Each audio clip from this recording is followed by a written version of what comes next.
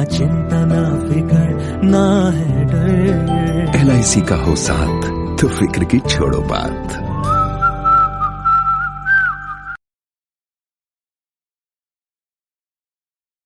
Welcome friends, welcome to my YouTube channel insurance जरूरी है with निशान द्विवेदी। आज मैं आप लोगों के सामने एक नए टॉपिक के साथ आया हूं, प्रोस्पेक्टिंग। मतलब नया कस्टमर हमें कैसे मिले, न्यू कस्टमर के लिए हमें क्या करना चाहिए। ये सबसे ज़्यादा इंपॉर्टेंट टॉपिक है किसी भी इंश्योरेंस एडवाइज़र के लिए। पता सबको है, बट मैं कुछ एक नया आपको परसेप्शन, एक नया आइडिया आपको देना चाहता हूँ कि इसको अगर आप करते हैं तो आपको श्योर शॉट आपको सक्सेस मिलेगा ही मिलेगा, लेकिन आपको करना पड़ेगा। तो मैं ज़्यादा टाइम ना वेस्ट करते हुए मैं आपसे डिस्कस करता हूँ प्रोस्पेक्टिंग के बारे में कि प्रोस्पेक्टिंग में आप सबसे पहले क्या कर सकते हैं।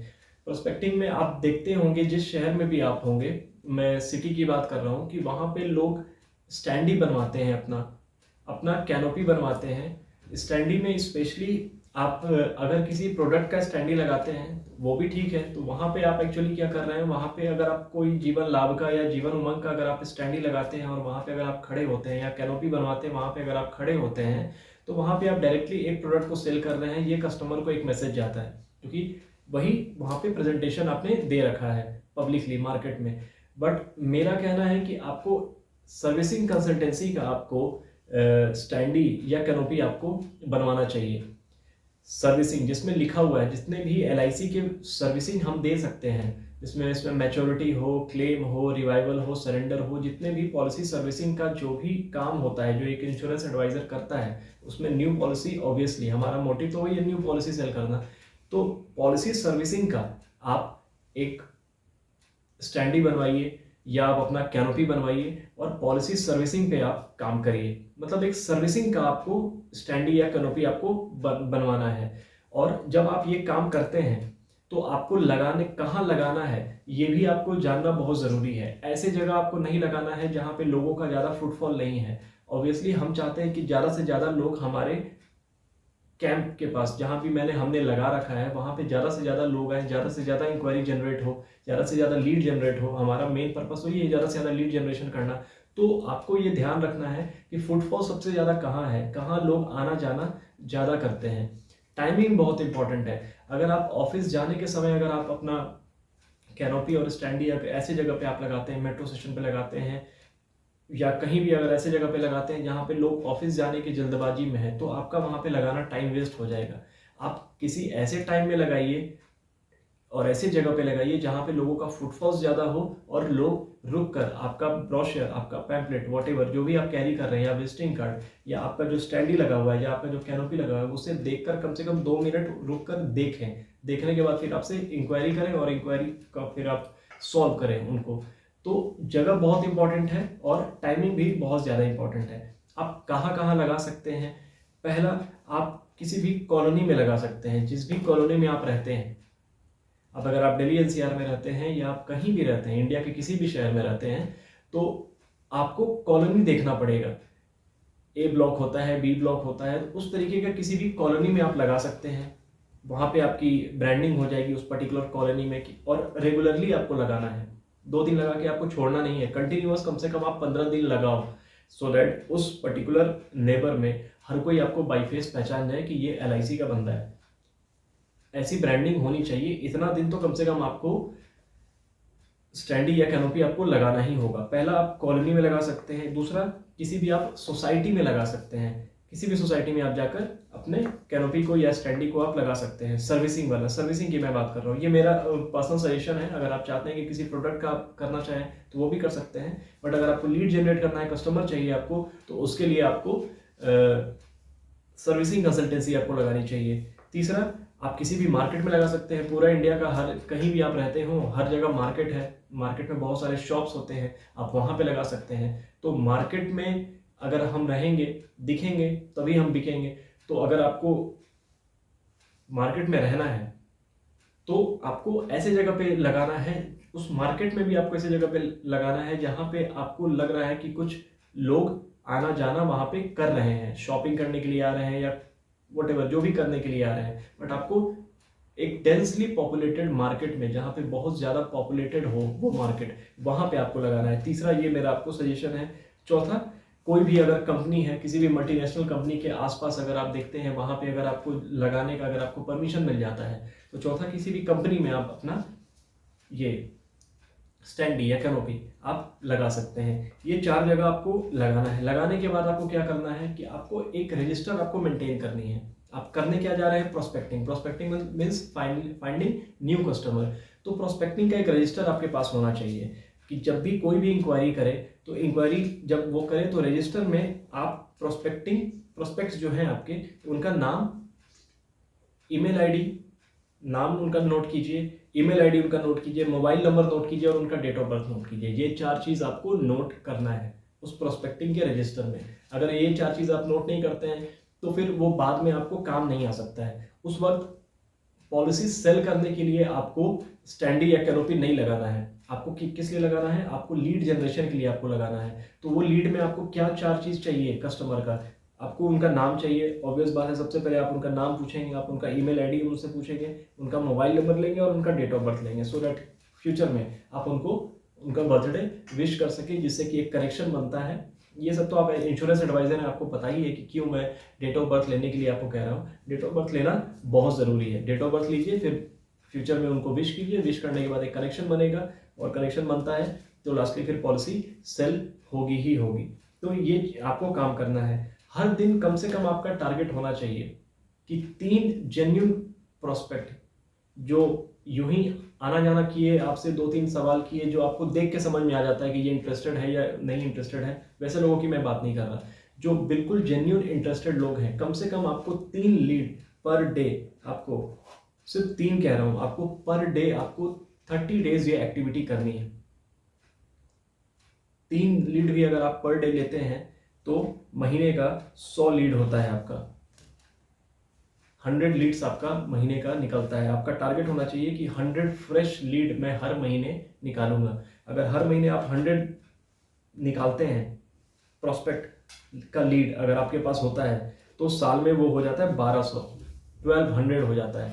1200 लोगों को कांटेक्ट करना और उनको सर्विसिंग देना और उनका इंश्योरेंस करना, ये अपने में बहुत बड़ी बात है। अगर आपके पास एक साल में 1200 लोगों का अगर आपके पास लीड आ जाता है, तो मैं आपको गारंटी देता हूं कि आपका MDRT 100% होगा। लोग MDRT करने के लिए बहुत ज़्यादा स्ट्रगल करते हैं। वो स्ट्रगल इसलिए करते हैं क्योंकि वो ये काम नहीं करते हैं। वो पर डे 3 नया नाम अपने रजिस्टर में नहीं लिखते हैं, इसलिए उनका MDRT नहीं होता है। जो भी एजेंट ये सिंपल सा एक एक्टिविटी करेगा, पर डे मैं प्रोस्पेक्टिंग करूंगा और पर डे 3 नए लोगों का नाम लिखूंगा, 1 साल के बाद वो नेक्स्ट ईयर आप चेक कर लेना, आप 100% MDRT क्वालिफाई करोगे, बिना किसी प्रॉब्लम के, बिना ज़्यादा कैलकुलेशन के, बिना ज़्यादा भाग दौड़ के। लेकिन ये एक छोटा सा काम इंश्योरेंस एजेंट डिसिप्लिन होकर नहीं करते हैं, इसलिए वो कभी MDRT नहीं कर पाते हैं। और जो करते हैं 365 दिन करते हैं वो 100% MDRT करते हैं। तो ये आपको मैंने बताया पहला तरीका। दूसरा तरीका है पैम्पलेट डिस्ट्रीब्यूशन। आप पैम्पलेट अपना प्रिंट करवाइए, अच्छे क्वालिटी का पैम्पलेट प्रिंट करवाइए।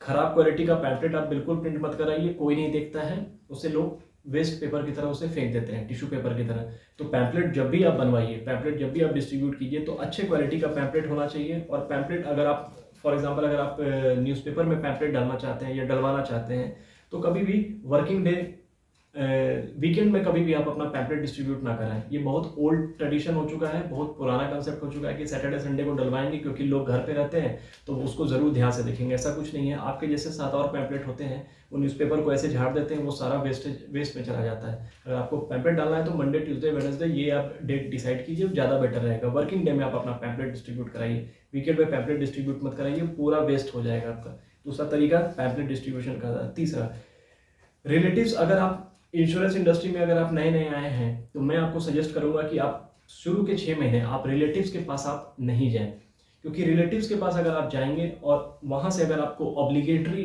इसको कहते हैं ऑब्लिगेटरी इंश्योरेंस मिलना, ऑब्लिगेशन में इंश्योरेंस मिलना, 2, 4, 5 इंश्योरेंस अगर आपको मिल जाता है तो फिर आपकी एक्सपेक्टेशन बहुत हाई हो जाती है। फिर आप अननोन लोगों के पास आप नहीं जाते हैं। रिलेटिव्स कितने हैं? रिलेटिव्स हमेशा लिमिटेड होते हैं, लेकिन अननोन लोग अनलिमिटेड होते हैं। और सक्सेस भी आपको रिलेटिव नहीं, आपको अननोन लोग दिलवाते हैं लाइफ में और इस प्रोफेशन में भी। तो अननोन लोगों के पास जाना स्टार्टिंग से ही शुरू कर दीजिए। रियलिटी यही है कि आपको अननोन लोगों के पास जाना है। रिलेटिव्स के पास आपको नहीं जाना है। तो 6 मंथ स्टार्टिंग में रिलेटिव्स को आप अप्रोच ना करें। अगर आप चाहते हैं यहाँ पे अपना करियर बनाना, तो अगर आप अपना करियर नहीं बनाना चाहते हैं, इमीडिएट अगर आपको पैसे की ज़रूरत है, 1 साल आपको सिर्फ काम करना है, तब तो आप रिलेटिव्स को जरूर अप्रोच कर सकते हैं। लेकिन अगर आप चाहते हैं कि मेरा यहाँ पे करियर बने, मैं क्लब मेंबर बनूँ, एक गवर्नमेंट एम्प्लॉय की तरह मुझे सारे बेनिफिट्स मिले, MDRT COT TOT करके मैं US, ऑस्ट्रेलिया, जर्मनी जाऊँ, जो LIC भेजती है अपने इंश्योरेंस एडवाइजर को, तो आपको स्टार्टिंग के 6 महीने रिलेटिव्स का शक्ल नहीं देखना है, आपको अननोन लोगों का शक्ल देखना है, उनसे मिलने हैं, उनसे बात करनी है, वही आपको सफल बनाएंगे। अननोन लोगों के पास आपको जाना है। चौथा एक फॉर्मूला है फ्रेंड्स, आप उसको नोट कर सकते हैं, FRIENDS, फ्रेंड्स। ये बहुत पुराना फॉर्मूला है, कम से कम 15-20 साल पुराना फॉर्मूला है, मैं आप लोगों के साथ शेयर कर रहा हूँ। फ्रेंड्स फॉर्मूला, F फॉर क्या होता है? फ्रेंड्स। आपके जितने भी फ्रेंड्स हैं, F फॉर फ्रेंड्स, जितने भी आपके फ्रेंड्स हैं, आपके फ्रेंड्स के फ्रेंड्स जितने भी हैं, सबको आपको अप्रोच करना है। सबसे आपको उनका नंबर लेना है, उनका मोबाइल नंबर, ईमेल आईडी जो मैं आपको बोला हूँ, ये आपको करना है। अपने दोस्तों को कांटेक्ट करिए, दोस्तों के दोस्तों को कांटेक्ट कीजिए, उनसे बताइए कि मैं इंश्योरेंस एडवाइज़र हूँ, तो मुझे इंट्रोड्यूस कराओ। अपने फ्रेंड्स को बोलो कि मुझे इंट्रोड्यूस कराओ अपने दोस्तों के साथ। तो ये एक लंबा चेन आपको खुद ही लेना पड़ेगा, लंबा चेन फ्रेंड्स का। फ्रेंड्स के फ्रेंड्स, ये हो गए। Second, relatives. आपके रिलेटिव्स के रिलेटिव्स, उनके रिलेटिव्स, जितने भी रिलेटिव्स हैं, बाद में 6 महीने के बाद इस फॉर्मूला पे आप काम करेंगे कि जितने भी रिलेटिव्स हैं, चाचा, मौसा, मौसी, जो भी हैं, उनके जो रिलेटिव्स हैं, इन डेप्थ वहां तक पेनिट्रेट कर जाइए कि जितना भी खानदान में दूर दूर तक जितने भी लोग हैं, वहां तक आप पहुंच जाओ as a LIC insurance adviser, कि आपके अलावा कोई उनके पास ऑप्शन ही ना बचे, किसी और से वो इंश्योरेंस ले सके, अननोन लोगों से आप वहां तक पहुंच जाओ। मतलब रिलेटिव्स और रिलेटिव्स के रिलेटिव्स जितने भी आ सकते हैं, कम से कम 500 आ जाते हैं हर फैमिली में। अगर आप चेन वाइज अगर आप बढ़ते चले जाओगे तो 500 लोग तो होंगे ही। वो 500 के 500 लोगों तक आपको पहुंचना है, किसी और को नहीं पहुंचना है। इस तरीके से आपको पेनिट्रेट करना है, बिल्कुल। और वो कैसे होगा? वो आपको रिलेटिव्स को बोलकर आपको खुद को इंट्रोड्यूस कराना पड़ेगा। बट कब कराना पड़ेगा? रिलेटिव्स का काम कब करना है? After 6 month. लेकिन रिलेटिव्स इसमें R फॉर क्या होता है? रिलेटिव्स होता है। I फॉर इंस्टीट्यूशन, जहां भी हमने पढ़ाई करी है या हम जहां भी जॉब करते हैं, दोनों में से कोई भी आप इसको समझ सकते हैं। जहां भी आप जॉब करते हैं इंस्टीट्यूशन में, आप वहां पे जाइए और वहां पे जाके सारे अपने कलीग से बात करिए, और खुद को इंट्रोड्यूस कीजिए कि मैं LIC में इंश्योरेंस एडवाइजर हूं। अगर LIC से रिलेटेड कोई भी अगर आपको प्रॉब्लम है, कोई भी सर्विसिंग चाहिए, तो मैं हमेशा अवेलेबल हूं। ये है मेरा नंबर, ये है मेरा विजिटिंग कार्ड। आप जाके उनको अपना विजिटिंग कार्ड दीजिए, ठीक है। आपका सिर्फ काम है खुद को इंट्रोड्यूस करना, इसके अलावा कुछ नहीं कि वो पॉलिसी सेल हो जाए, ये दिमाग में नहीं होना चाहिए खुद को इंट्रोड्यूस कराने समय। आपका सबसे बड़ा सक्सेस का सबसे बड़ा मंत्र यही है इंश्योरेंस एडवाइजर के लिए कि आप हर दिन आप कम से कम 3-4 लोगों को सिर्फ बता दें कि आप LIC में काम करते हैं। अगर यही एक्टिविटी अगर आपने 6 महीना कर दिया, तो आपका और आपका बिजनेस का फिगर दोनों की सूरत बदल जाएगी। ये मैं आपको गारंटी लेकर मैं आपको बताता हूँ। लेकिन आपको 6 महीना ये एक्टिविटी करना पड़ेगा विथ 100% ऑनेस्टी एंड डेडिकेशन, ये आपको करना पड़ेगा। चौथा, educational institution, E for educational. जहाँ भी आपने पढ़ाई करी है, ग्रेजुएशन, पोस्ट ग्रेजुएशन, जहाँ भी आपने पढ़ाई करी है, वहाँ भी बहुत सारे लोग होंगे जो आपके कॉन्टैक्ट्स में होंगे, जो आपको जानते होंगे। उनको भी जाके आपको अपने आप को इंट्रोड्यूस करना है कि मैं LIC में insurance adviser, as a insurance adviser मैंने ज्वाइन कर लिया है, जब मैं काम करता हूँ। अगर LIC से रिलेटेड आपको किसी भी तरह की कोई भी सर्विसिंग की जरूरत है, तो you can contact me sir. E for educational institution. N for neighbour, मोहल्ले में जितने भी हमारे मोहल्ले में जितने भी घर हैं, जितने भी लोग आसपास रहते हैं, 2 किलोमीटर कम से कम, विदिन 2 किलोमीटर्स, हर बंदे को, हर घर वालों को पता होना चाहिए, हमारे बिल्डिंग में हर किसी को पता होना चाहिए कि मैं LIC का काम करता हूँ। 90% जो इंश्योरेंस एडवाइजर जो अनसक्सेसफुल है इस प्रोफेशन में, वो इसलिए अनसक्सेसफुल है क्योंकि जिस बिल्डिंग में वो रहते हैं, उस बिल्डिंग के ऊपर नीचे ही लोगों को नहीं पता है कि LIC में काम करता है कि नहीं करता है। जहाँ पे वो अपना दूध लेने जाता है, उसे नहीं, दूध वाले को नहीं मालूम होता है कि LIC में काम करता है कि नहीं करता है। जहाँ सब्जी लेने जाता है, उसे भी नहीं मालूम होता कि LIC में काम करता है कि नहीं करता है। तो फिर कहेगा आप इंश्योरेंस एडवाइजर हो, जब किसी को पता ही नहीं है कि आप LIC में काम करते हो, और फिर आप कहते हो कि मुझे LIC में मुझे बिजनेस नहीं मिल रहा है, इंश्योरेंस नहीं मिल रहा मुझे। आप जहां भी जाते हो, जिससे भी मिलते हो, हर बंदे को आपको पता होना चाहिए कि आप LIC में इंश्योरेंस एडवाइजर हो। तब आप क्या जाके आपको थोड़ी सक्सेस मिलेगी। उसके बाद फॉलो अप तो करना वो अलग चीज़ है, वो तो एक डिफरेंट स्टडी ही है जो आपको फॉलो अप करना है। तो आपको जितने भी आपके नेबर्स हैं उनको जाके आपको बताना है कि आप LIC में एज अ इंश्योरेंस एडवाइजर आप काम कर रहे हो। D for doctors. Her family में कोई ना कोई एक फैमिली डॉक्टर होता है, मोहल्ले में डॉक्टर्स होते हैं, बड़े डॉक्टर हों छोटे डॉक्टर हों। डॉक्टर्स का एक सेगमेंट है, उसको आपको पकड़ के चलना है कि आपके क्लाइंटेल में कम से कम 10% 20% जो क्लाइंटेल हो। अगर 100 लोगों का आप इंश्योरेंस करते हैं साल में, तो कम से कम 10 लोगों में उसमें कम से कम डॉक्टर्स होना चाहिए। तो आप डॉक्टर्स को भी अप्रोच करिए। डी प्रोस्पेक्टिंग का मैं आपको आइडिया बता रहा हूँ, डी वो हो गया। और एस आपका स्ट्रेंजर्स, जो मोस्ट इंपॉर्टेंट है। Strangers, S for strangers means unknown लोग। जितने भी अननोन लोग हैं वो सारे आपके कस्टमर हैं। मतलब कि 140 करोड़ जो लोग हैं वो सब आपके कस्टमर हैं।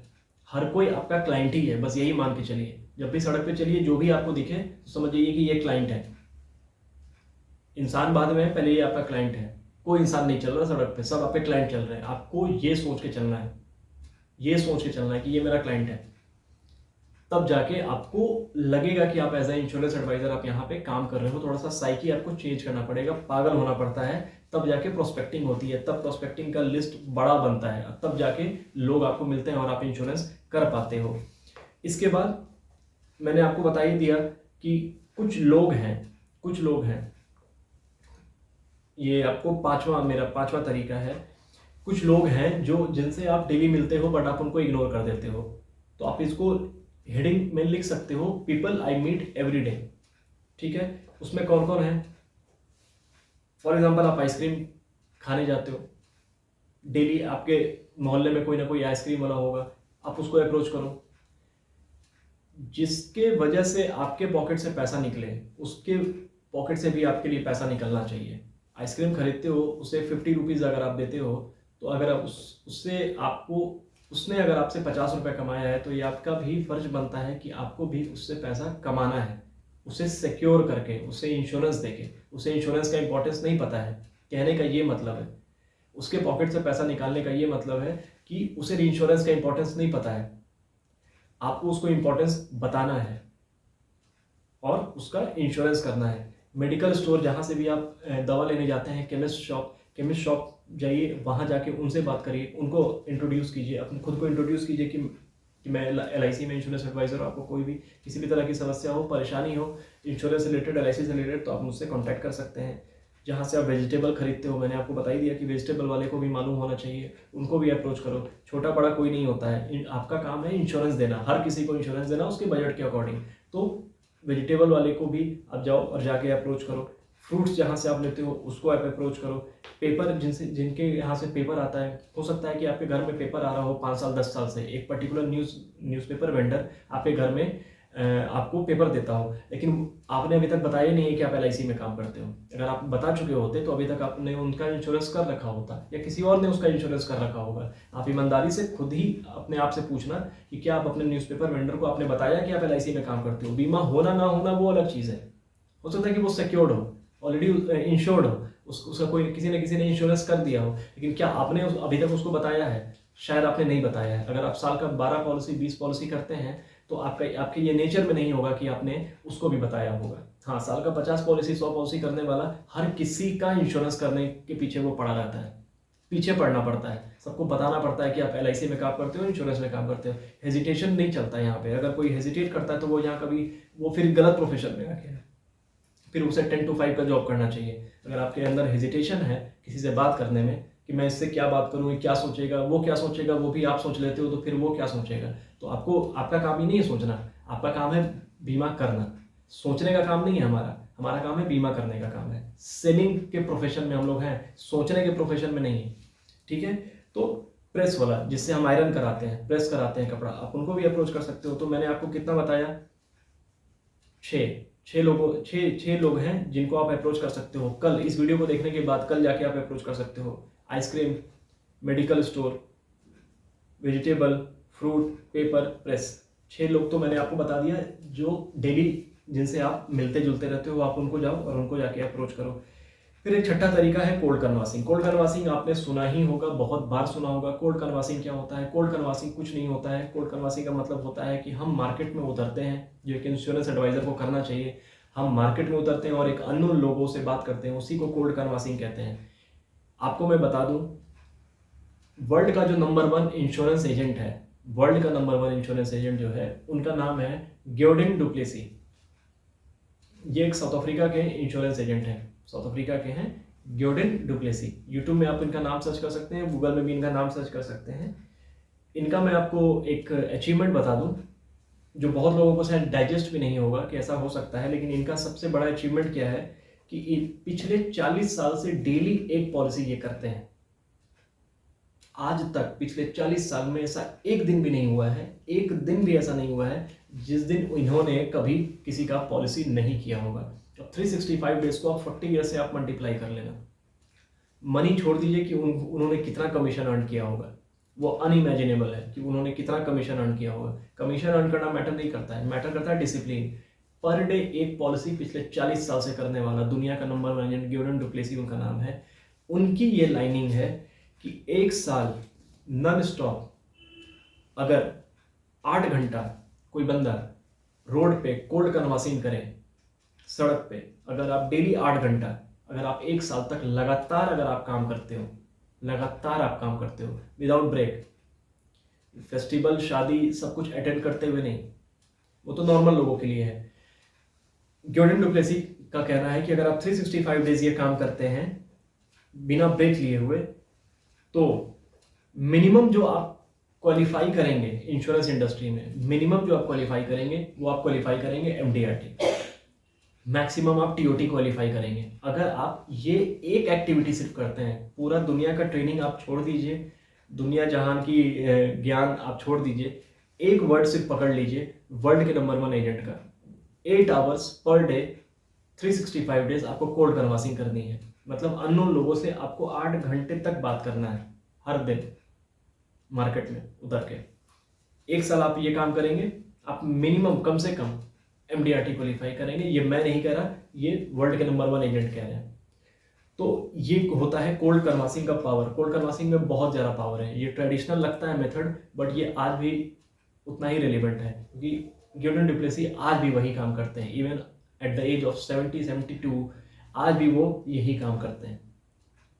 ठीक है।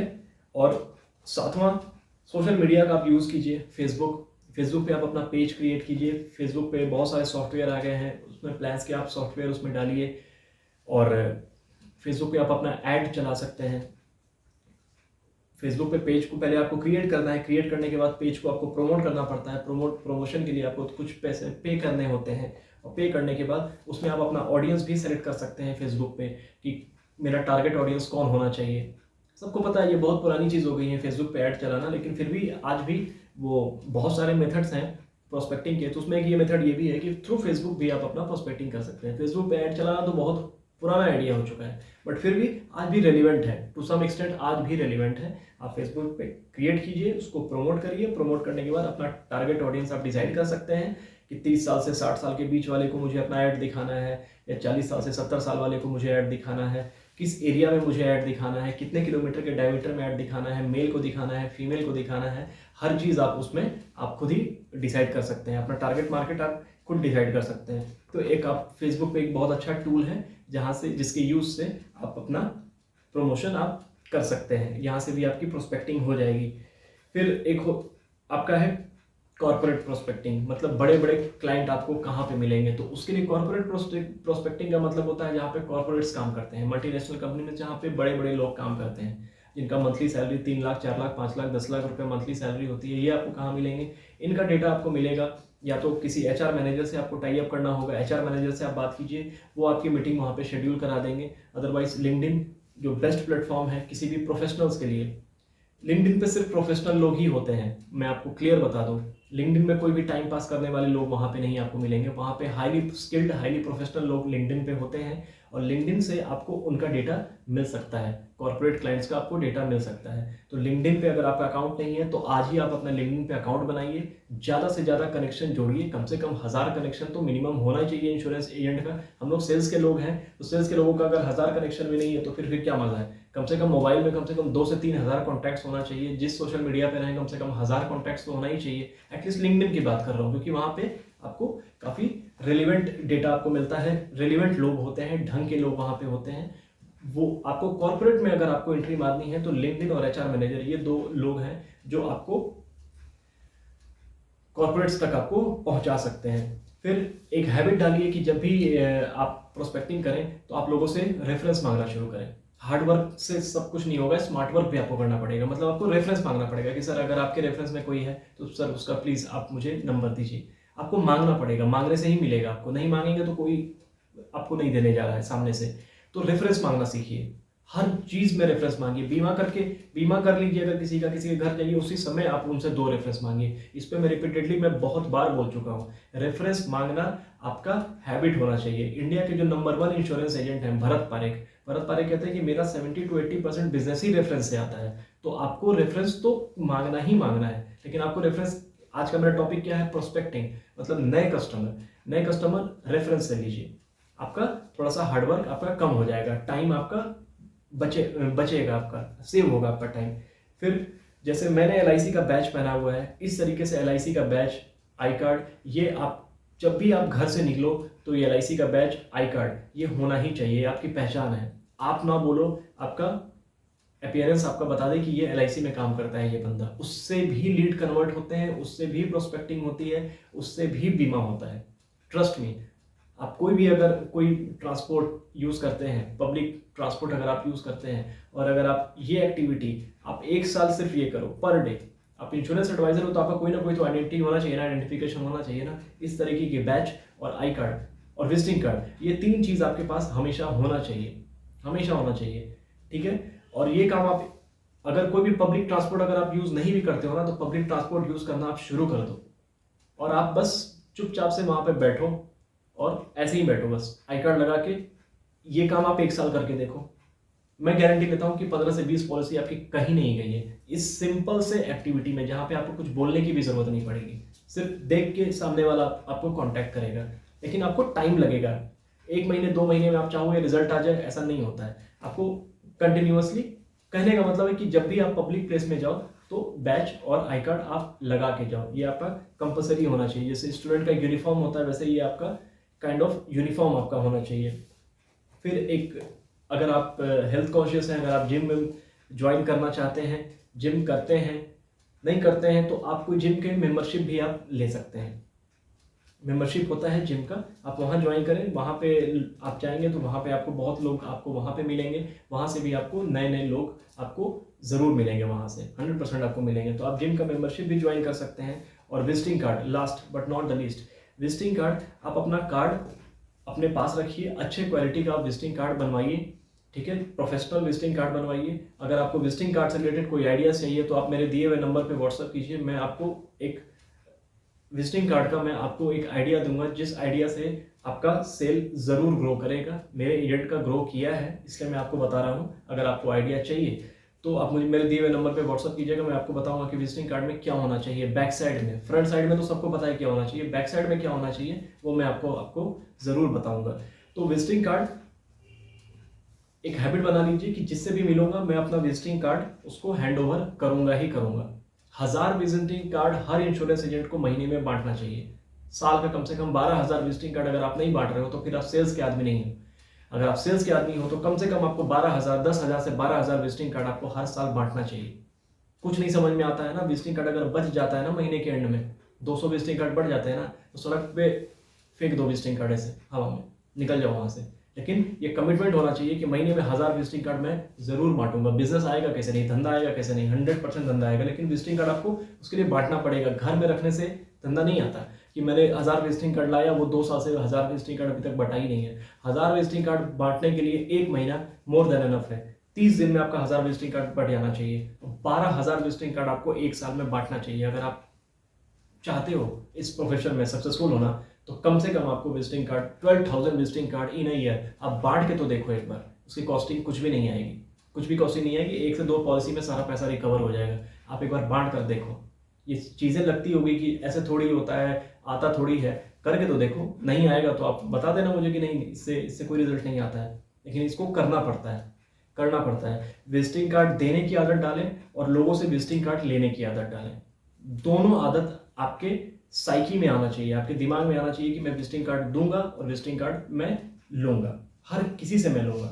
ये आप हैबिट डालिए। तो ये मेरे 13 पॉइंट्स थे जो मैं आप लोगों के सामने लेकर आया था प्रोस्पेक्टिंग के। और भी बहुत सारे आइडियाज़ हैं जो मैं एक वीडियो में आपको नहीं बता सकता, लेकिन मैंने सोचा प्रोस्पेक्टिंग एक बहुत ज़्यादा एक हॉट टॉपिक रहता है इंश्योरेंस एजेंट के लिए। सबसे मोस्ट इम्पॉर्टेंट यही होता है कि प्रोस्पेक्टिंग कैसे करें, नया कस्टमर हमें कहाँ से मिले। तो नया कस्टमर मिलने के लिए मैंने आपको एक 13 पॉइंट बताया है, लेकिन इस 13 पॉइंट को सुनने से कुछ नहीं होगा, समझने से कुछ नहीं होगा, करने से होगा। जो मैं ये 13 पॉइंट बताया है इसमें से अगर आप एक पॉइंट भी अगर आप इंप्लीमेंट कर देंगे तो आप 100% सक्सेसफुल होंगे, 100% सक्सेसफुल होंगे। इन्फॉर्मेशन से कुछ नहीं होता है, इम्प्लीमेंटेशन से सब कुछ होता है। इन्फॉर्मेशन तो बहुत है मार्केट में, इम्प्लीमेंटेशन ही नहीं है बस।